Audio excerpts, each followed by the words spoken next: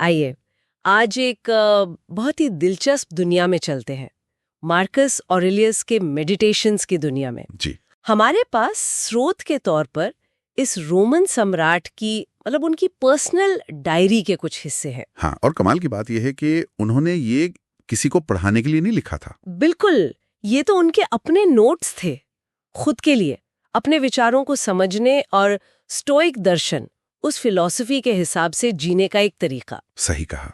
तो आज देखते हैं कि इन लगभग 2000 साल पुराने विचारों में हमारे लिए क्या है, क्या खास है। बिल्कुल, और ये समझना जरूरी है कि स्टोइक दर्शन का उसका सार क्या है। हाँ, वो है अपनी अंदरूनी शांति बनाए रखना, मतलब अपने मन पर काबू, सद्गुणों पर ध्यान देना, और जो भी बाहरी चीजें हों, अच्छी या बुरी, उन्हें शांति से स्वीकार करना। मार्कस के पूरे लेखन में आपको यही सोच मिलेगी। हाँ, और सबसे पहला, शायद सबसे मशहूर विचार भी यही है कि भाई उन चीजों पर ध्यान दो जिन्हें तुम बदल सकते हो। जी। यानी अपने विचार और अपने काम, ना कि उन चीजों पर जो तुम्हारे बस में ही नहीं है। बिल्कुल। उनका एक फेमस कोट भी है, तुम्हारे पास अपने मन पर शक्ति है, बाहरी घटनाओं पर नहीं। इसे समझो और तुम्हें शक्ति मिलेगी। सुनने में तो ये बहुत पावरफुल लगता है। हाँ, लगता तो है, पर रोजमर्रा की जिंदगी में इसे उतारना, उफ, कितना मुश्किल हो सकता है ना। मुश्किल तो है ही, और शायद यही तो प्रैक्टिस है।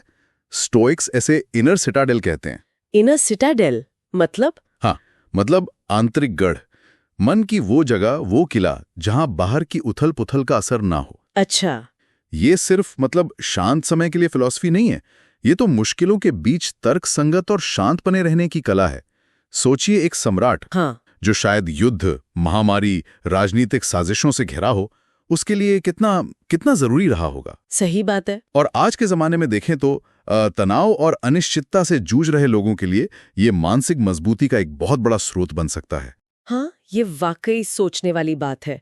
दुनिया के सबसे शक्तिशाली लोगों में से एक, और वो अपनी डायरी में खुद को शांत रहने और सही काम करने की सलाह दे रहा है। जी। स्रोत में और भी कई बातें हैं, जी। जैसे वर्तमान पल में जीना। हाँ, वर्तमान में जीना। और जो हो रहा है उसे स्वीकार करना, जिसे अमोर फैती या भाग्य से प्रेम भी कहते हैं शायद। जी हाँ, अमोर फैटी, ये बहुत गहरा विचार है। मतलब जो भी हो, अच्छा या बुरा, उसे सिर्फ सहना नहीं बल्कि उसे अपनाना। हाँ, क्योंकि वो जीवन का हिस्सा है। जी। इसके अलावा तर्क को भावनाओं पर हावी रखना, अपनी जिम्मेदारियों, अपने कर्तव्यों को अपनी इच्छाओं से ऊपर रखना, और मृत्यु को जीवन का एक स्वाभाविक हिस्सा मानना। ये सब चीजें कहीं ना कहीं एक दूसरे से जुड़ी हुई हैं। कर्तव्य वाली बात मुझे खास तौर पे दिलचस्प लगी। एक सम्राट के तौर पर सोचिए, कितनी बड़ी जिम्मेदारियां थी उन पर। बिल्कुल। और उनका ये लिखना कि एक अच्छा इंसान कैसा होना चाहिए, इस पर बहस करने में और समय बर्बाद न करें, एक बने, ये दिखाता है कि उनके लिए एक्शन ज्यादा जरूरी था थ्योरी से। एकदम सही। ये उनके लीडरशिप और उनकी जो पर्सनल इंटेग्रिटी थी उसको दिखाता है। ये विचार सिर्फ फिलॉसफी की बातें नहीं है, ये उस व्यक्ति के अनुभव है जो रोज बड़े बड़े फैसले ले रहा था। उनका एक और अहम विचार है, आपके जीवन की खुशी आपके विचारों की गुणवत्ता पर निर्भर करती है। अच्छा, कितना सीधा कनेक्शन है हमारी सोच और हमारे खुशी के बीच। मतलब सत्ता के शिखर पे होके भी वो बिल्कुल बुनियादी मानवीय सच्चाइयों पर ही सोच रहे थे।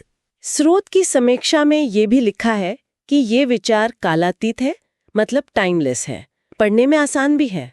हाँ, हालांकि भाषा थोड़ी पुरानी लग सकती है और कभी-कभी लगता है कि बातें दोहराई जा रही हैं। हो सकता है, डायरी आखिर। हाँ, पर सवाल ये है कि लगभग 2000 साल बाद भी ये इतने रेलेवेंट क्यों लगते हैं?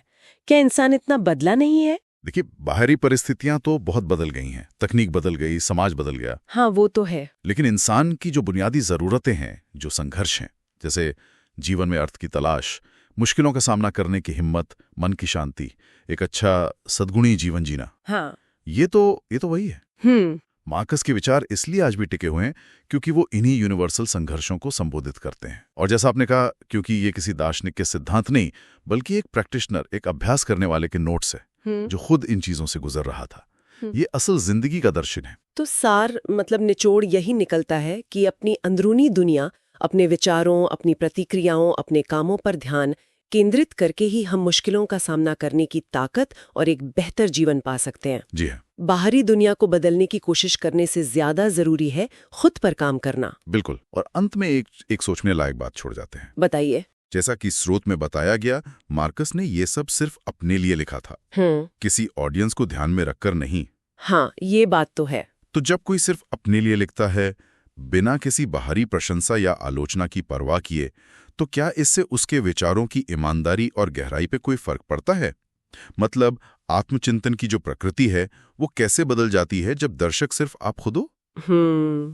ये वाकई एक गहरा सवाल है। इसी सवाल के साथ आज की ये बातचीत यहीं समाप्त करते हैं।